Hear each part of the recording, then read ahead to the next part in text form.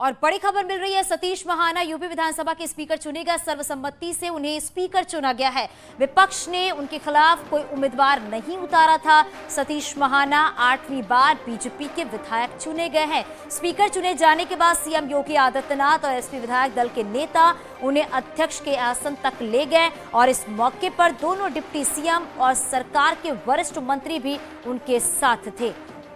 ये तस्वीर आप उस वक्त की देख रहे हैं जब सतीश महाना विधानसभा के स्पीकर बने और सर्वसम्मति से निर्वाचन हुआ। विपक्ष ने कोई उम्मीदवार नहीं उतारा था और 8वीं बार चुने गए सतीश महाना।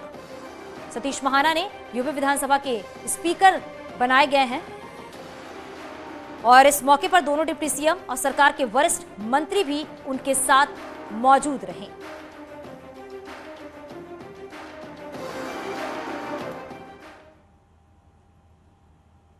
सतीश महाना की स्पीकर चुने जाने के बाद सीएम योगी आदित्यनाथ ने अपने दूसरे कार्यकाल में पहली बार सदन को संबोधित किया। इस मौके पर सीएम योगी ने सतीश महाना की काफी तारीफ की। सीएम योगी ने यह भी कहा कि सर्वसम्मति से चुनाव भारतीय लोकतंत्र की बहुत बड़ी खासियत है। इस मौके पर सीएम योगी ने कहा कि जनता निगेटिविटी को स्वीकार नहीं करती। अभी बहुत दिन नहीं हुए हैं, मार्च प्रथम सप्ताह में दोनों ओर से मिसाइलें चल रही थी और उस समय हर व्यक्ति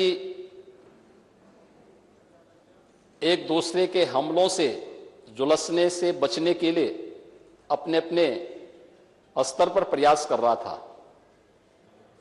लेकिन यह भारत में ही संभव हो सकता है और भारत में भी उत्तर प्रदेश में ही कि राजनीतिक मतभेद भले ही कितने क्यों न हों, लेकिन लोकतंत्र को पुष्ट करने के लिए सर्वानुमति का रास्ता अपनाने और लोकतंत्र की गरिमा को और उसकी मर्यादा को बनाए रखने के लिए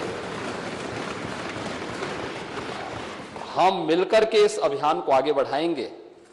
और आज आप एक व्यक्ति जिसकी अपनी कोई जाति न हो, जिसकी अपनी जातीय पहचान न हो, जिसने अपने जन्म के साथ ही पैतृक रूप से महाना शब्द जोड़ करके अपने को ये कहा कि भैया हम तो सेवा करते करते महान हैं, इसलिए हम लोग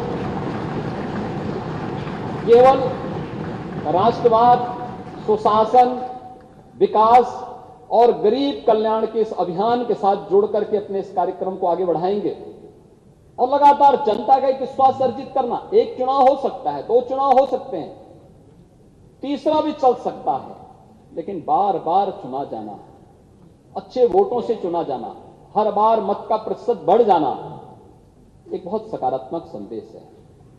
और पिछली सरकार में मुझे उस सरकार को भी नेतृत्व देने का सौभाग्य प्राप्त हुआ था।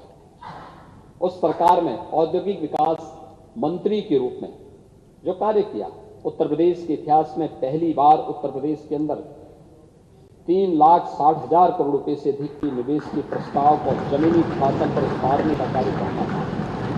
आज आप उत्तर प्रदेश विधानसभा के अध्यक्ष के रूप में आपका यहां पर सर्वसम्मति से चयन हुआ है। मैं इसके लिए आपको हृदय से अभिनंदन करता हूं, आपको हृदय से बधाई देता हूं। और इस मौके पर अखिलेश यादव ने भी सदन को संबोधित किया। अखिलेश यादव ने अध्यक्ष से कहा कि अब आपके लिए लेफ्ट और राइट सब बराबर है। अखिलेश ने विदेश दौरे को लेकर उठे सवालों का तंज भरे लहजे में जवाब दिया। ऐसे बहुत सारे कम लोग होते हैं जो लगातार एक क्षेत्र में जीतते रहे। स्वाभाविक है वही सदस्य जीतता है जो जनता के बीच में लोकप्रिय हो, जनता का उससे प्यार हो। और आप जरूर उस जनता के बीच में घुल मिल ऐसे गए होंगे जिसकी वजह से जनता ने कभी किसी दूसरे दल के प्रत्याशी के लिए नहीं देखा और आपको लगातार जिताया। 18वीं विधानसभा में आप भारी बहुमत से जीत करके आए कि जहां हमें आपकी जरूरत पड़ेगी और बिना आपके स्वस्थ लोकतंत्र नहीं चल सकता। हालांकि आप राइट साइड से आए हैं, लेकिन ध्यान आपको लेफ्ट में रखना है। अब आपको उन्होंने छोड़ दिया है, मुझे उम्मीद है निष्पक्ष हैं आप, और आपको अब छोड़ दिया उस स्थान पर बैठा करके। आप राइट की तरफ नहीं देखेंगे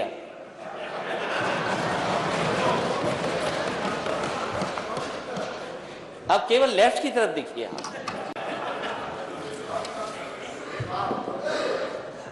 और ये हाउस के वो रेफरी हैं, आप हाउस के वो रेफरी बनेंगे आप कि कभी गेम का हिस्सा मत बन जाना क्योंकि आप राइट से आए।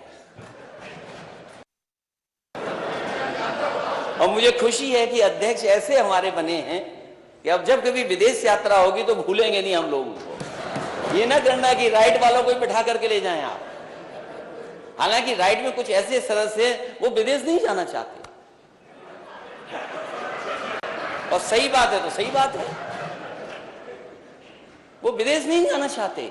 और ये बात मैं इसलिए कह रहा हूं अध्यक्ष महोदय, उनका नाम मालूम हो तो बता दिए, शुरू से आसानी हो जाएगी। आवाज मैं बात को आगे नहीं बढ़ाऊंगा अध्यक्ष महोदय।